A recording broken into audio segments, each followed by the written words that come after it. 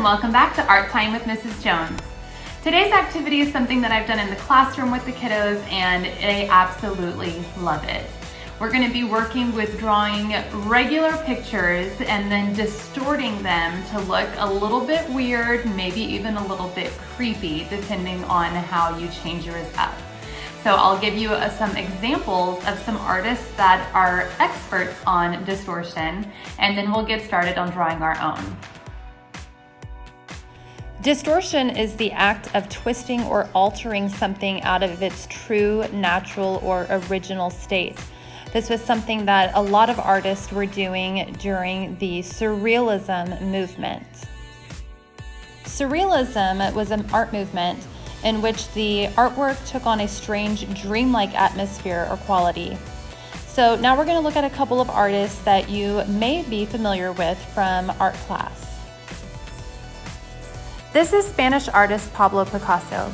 He is known as one of the most influential artists of the 20th century, and as you can see from his paintings, as he got older, his work changed from a very classically trained technique to a very abstract and cubist technique.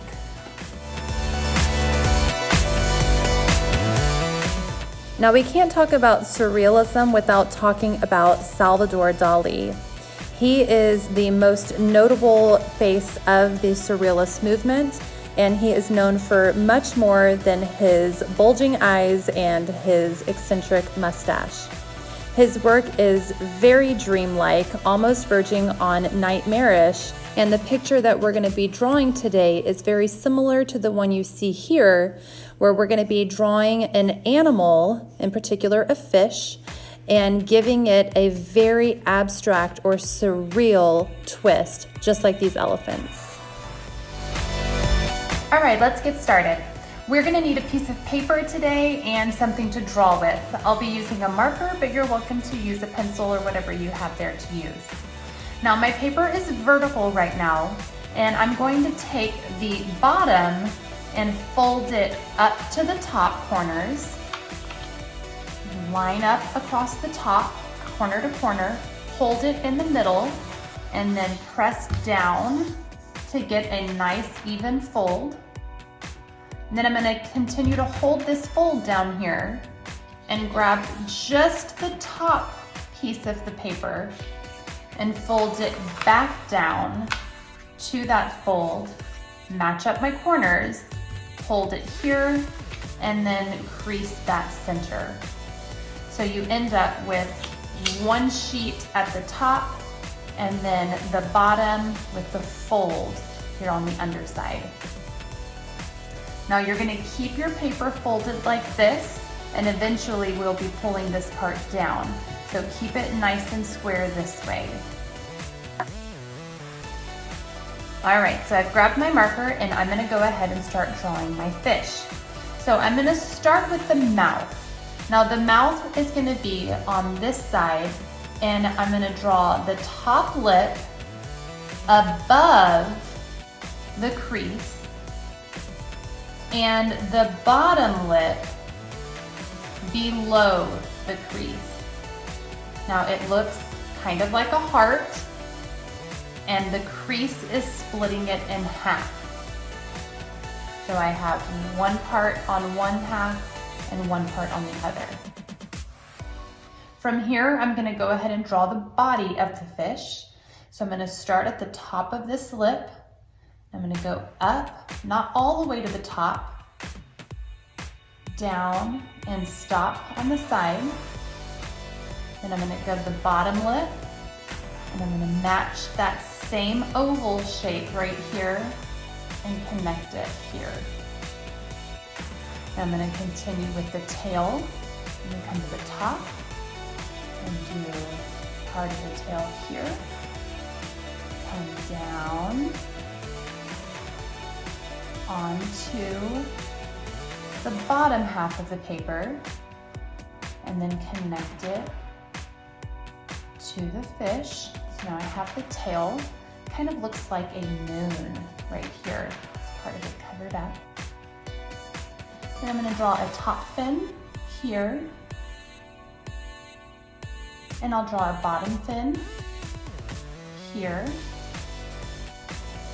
And then I'm gonna draw a fin right here in the middle. I'm gonna come down here and down here and connect just a little bit of it above the line. That's the crease right here.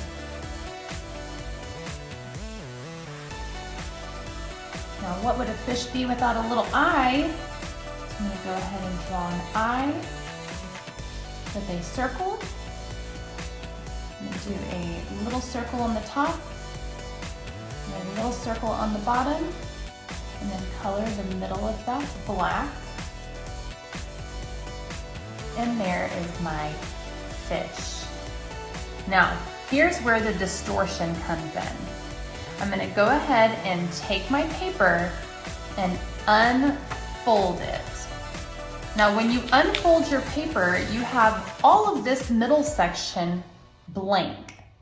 So we need to fill in that empty space.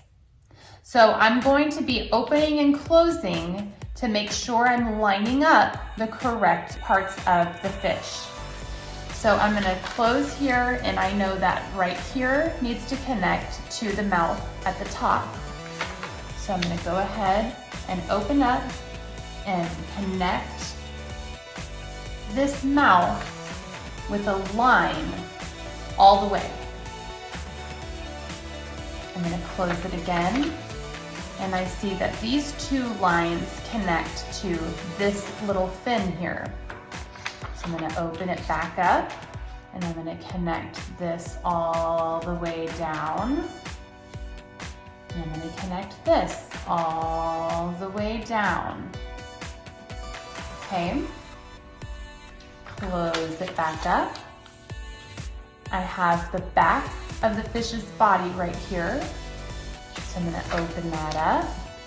I'm gonna connect the fish's body right here. And then I have the tail that will be connected right here. So when I open that up, I know that I need to connect the tail all the way down. Perfect. So now you go from a perfectly normal, cute little fishy to a big mouth fish. And now you can decorate it however you'd like. So if you would like to have sharp teeth on your fish, you can do a zigzag design at the top and at the bottom. So when it's closed, it's just a cute little fishy. And when it's open, it's a scary little fishy, right? If you want it to be eating a little fishy, you can even put a little fishy, little goldfish right here. Looks like a little goldfish cracker. So we can have this cute little fishy that is eating little fishies, little goldfish. So however you would like to decorate yours, you are welcome to do that. You can color yours however you want. You can do a goldfish, you can do a rainbow fish, you can do a shark. You can make it look however you would like.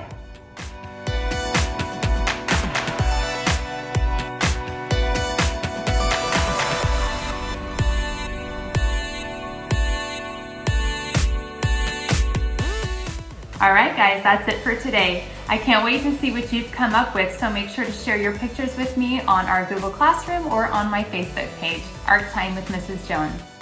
Until next time, guys, keep creating. Love you so much. Bye.